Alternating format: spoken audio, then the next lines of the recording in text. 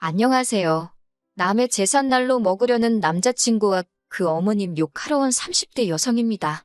진짜 세상엔 왜 이렇게 얼굴 두껍고 뻔뻔한 사람들이 많은 걸까요? 일단 저는 지독하게 가난한 집에서 태어나 간신히 고등학교를 졸업했어요. 성실하지 못한 아버지와 몸이 약한 어머니는 저를 양육하는 데는 별 관심이 없으셨고요.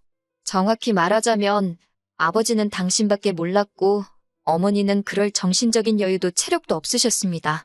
아버지는 생활비도 거의 가져다 주지 않으셨는데 그렇다 보니 어머님은 늘 당신의 형제들이나 이웃들에게 돈을 빌리기 바쁘셨지요.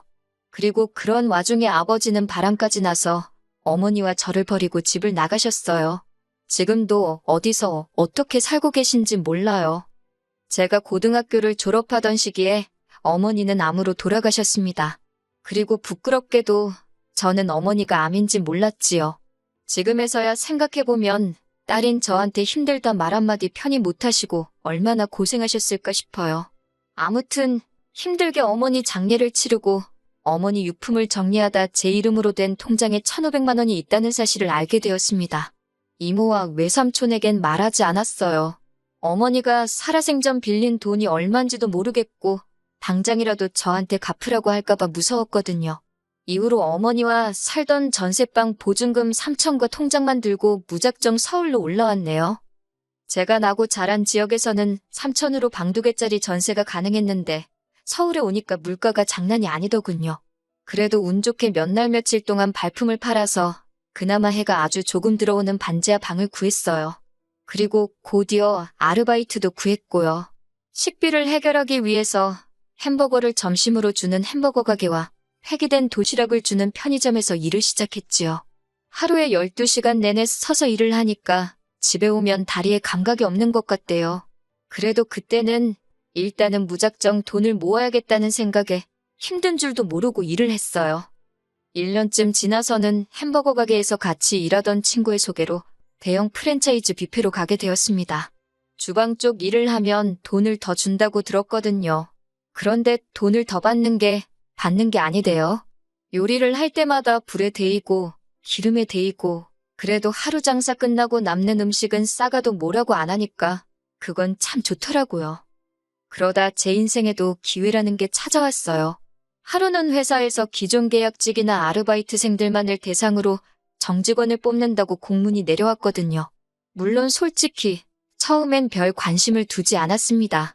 고졸에 특별히 내세울 만한 기술도 없는 저였으니 제 자리가 될 거라고는 생각도 못한 거지요.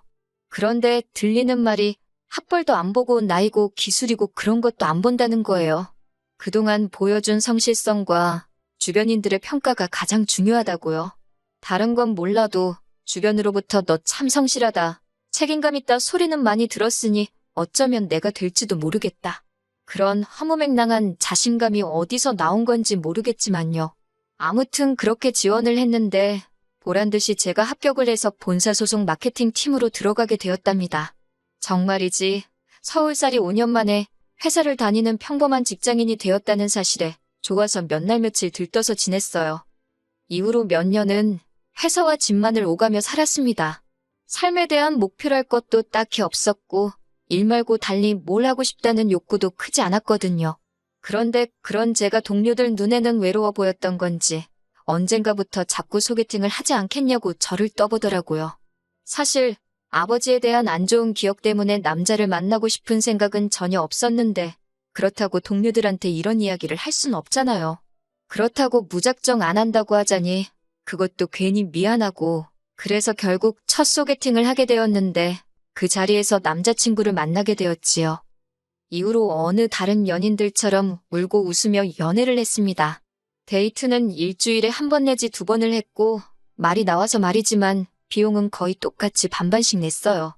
어린 시절 주변에 아쉬운 소리를 많이 하던 어머니를 생각하면 남에게 신세 지는 게 죽기보다 싫었거든요.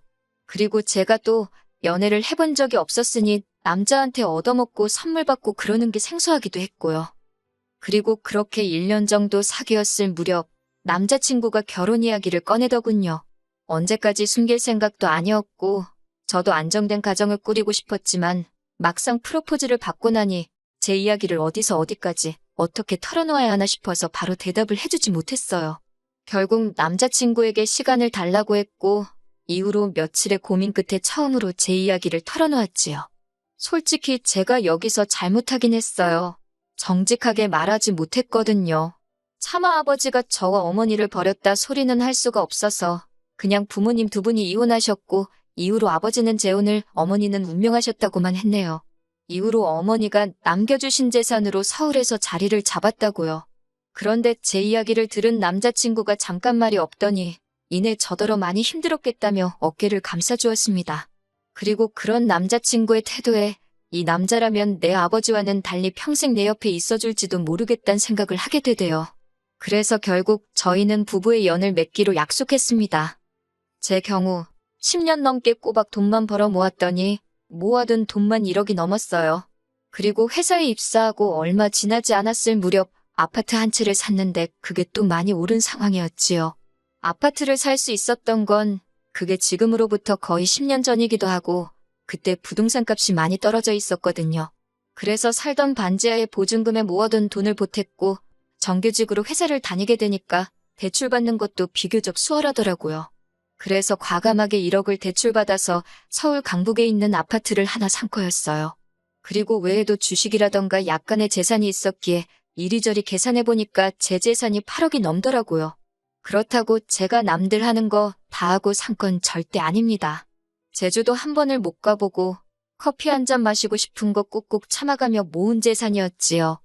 반면에 결혼하자던 남자친구는 가진 재산이라곤 달랑 6천만 원에 대출 낀 자가용 한 대가 전부였어요. 남자친구가 직장 생활을 거의 8년 가까이 했다 들었기에 처음엔 6억을 6천으로 잘못 들었나 싶을 정도였지요. 제가 좀 당황한 표정으로 그간 돈은 다 어디다 썼냐고 농담처럼 이야기하니 저랑 데이트하는데 썼다는데 그건 솔직히 말도 안 되는 소리거든요. 어이가 없어서 장난하지 말라니까 그제서야 남자친구가 제 눈치를 쓱 보더니 농담이라며 그냥 여행도 다니고 학교 다닐 때 못 해본 거 해보고 그러느라 못 모았다고 하대요. 솔직히 제가 무조건 맞는 것도 아니고 남자친구가 무조건 틀린 것도 아니잖아요. 그래서 뭐라고 하지는 못했어요. 게다가 어쨌든 제 눈에 사랑의 콩깍지가 씌어 있었으니 집이야 내 아파트에 들어가서 살면 되는 거고 돈이야 앞으로 모으면 되는 거지. 그렇게 생각하고 말았네요. 한편 결혼 이야기가 오가자 저도 전과 달리 다른 사람들은 어떻게 입고 다니는지 무슨 관리를 하는지 그런 데 관심이 조금씩 생기더라고요. 그러다 하루는 문득 거울을 봤는데 그동안에는 보이지 않던 제 거칠어진 피부와 푸석푸석한 머릿결이 눈에 들어오대요. 그리고 저도 갑자기 제가 왜 그런 생각을 했는지 모르겠지만 이렇게 사는 건 아니다 싶었습니다. 그래서 그 길로 집 앞에 있는 피부과로 향했어요.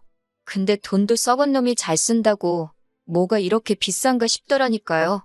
그래도 눈 질끈 감고 200만 원짜리 피부 관리 코스를 끊었습니다.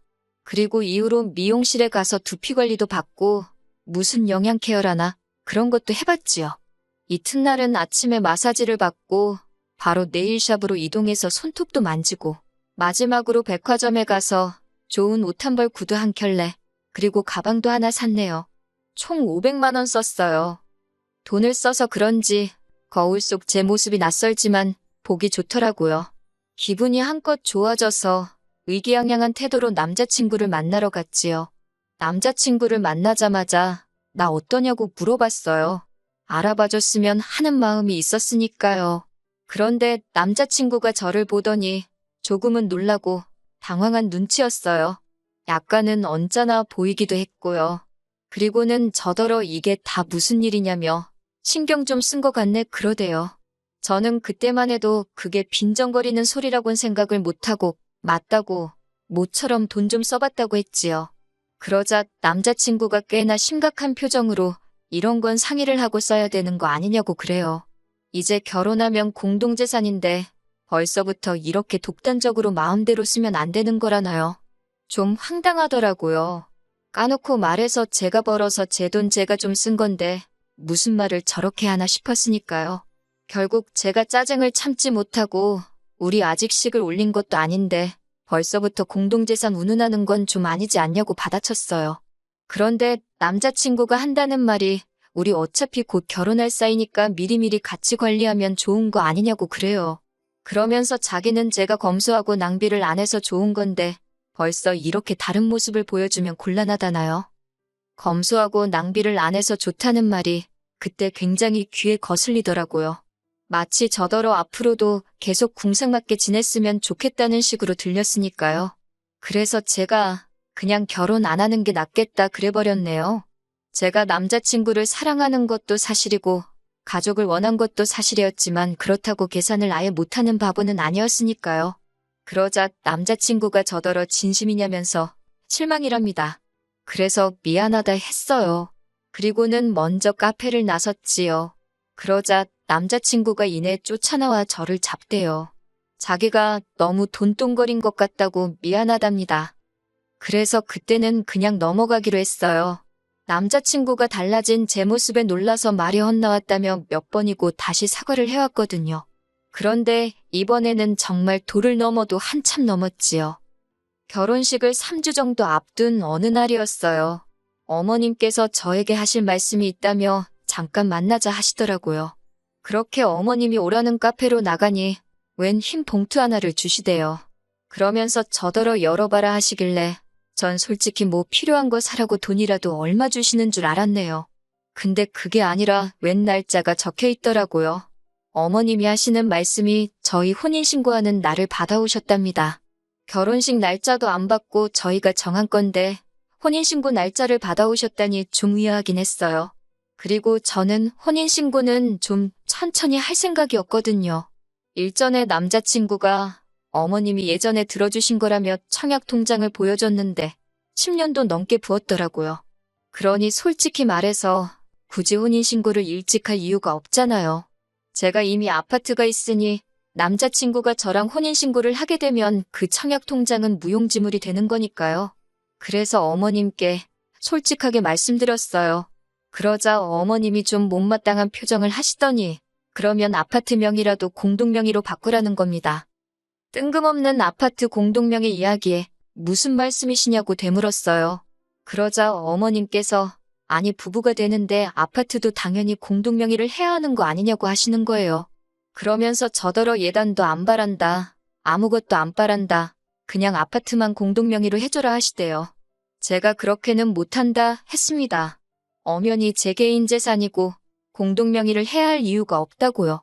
그러자 어머님께서 남자친구에게 들으셨는지 그 집이 7억인가 한다면서 대뜸 저더러 얼마 주고 샀냐고 물으셨어요.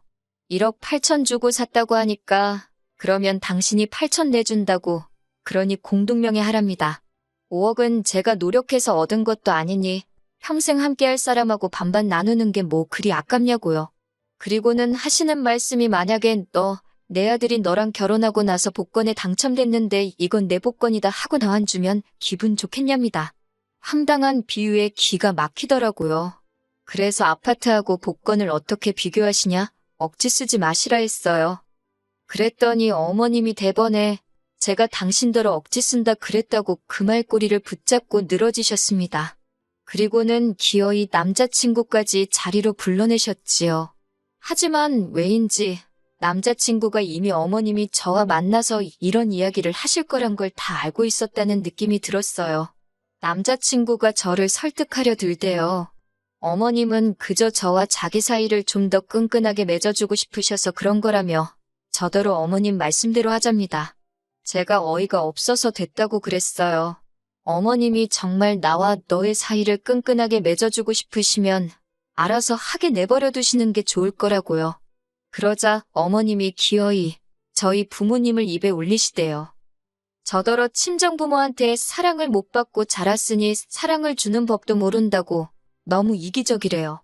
세상 일이 어떻게 저 좋은 것만 하고 사냐면서 시애미가 이렇게 하라고 하면 네 하고 따르면 되는 거라고 아주 한번 호되게 혼을 내야겠다나요? 그러자 이번엔 또 남자친구가 빨리 죄송하다고 하라며 저를 쿡쿡 지르질 않나 아주 생쇼를 하대요. 그래서 제가 그만하라고 소리를 질렀어요. 그리고는 남자친구더러 너도 그렇고 니네 엄마도 그렇고 칼만 안 들었지 날강도냐고 여기 카페에서 아무나 붙잡고 니들이 하는 말이 정상인가 물어보라 그랬어요. 결혼도 하기 전에 공동명의부터 이야기하는 게 제정신이냐고. 그러면서 어머님한테 져주신다는 그 8천으로 아드님하고 복권이나 사서 실컷 긁으시라 그랬어요. 둘 중 한 명 죽기 전에 한 장은 당첨될지 누가 아냐고요. 있는 대로 퍼붓고 나서 집에 들어오니까 남자친구가 미친 듯이 전화를 해대고 문자를 해대고 난리도 아니대요. 제가 전화를 받아서는 우린 이대로 끝난 거니까 더 연락하지 말라 했습니다. 그러니까 청첩장도 다 찍었는데 이렇게 나오면 곤란하다나 이런 것도 위자료 청구가 된다나 어쩐다나 진짜 누구를 뭐로 보나 싶어서 한번 제주껏 위자료 청구해보라 했습니다. 그러니까 그새 또 태도를 바꾸고는 자기가 말이 심했다며 미안하다는데 진짜 뭐 이런 놈이 있나 싶대요. 그래서 니네 엄마한테 고맙다고 말씀드리라고 어머님 아니었으면 잘못 코 깨일 뻔했다고 꼭 고맙다고 말씀 전하라고 소리빽 지르고 전화 끊어버렸지요. 이후로 한동안 남자친구는 계속해서 연락을 취해왔어요. 하루는 제 회사 앞에서 기다리고 있기도 했고요. 그런데 제가 눈길조차 주지 않고 아주 무시를 해버리니까 이젠 지도 지쳤는지 연락에 빈도수가 뜨문뜨문해지네요. 다행이지요, 뭐. 아, 그리고 어머님은 저더러 애미 없는 티내고 살지 말라고 뭣도 아닌 문자를 보내오셨더라고요. 그래서 저도 어머님한테 뇌 없는 티내지 말고 나이값이나 하라고 답장해드렸지요. 저 정말이지 다짐합니다. 정신 똑바로 차리고 지금처럼 잘 먹고 잘 살 거라고요.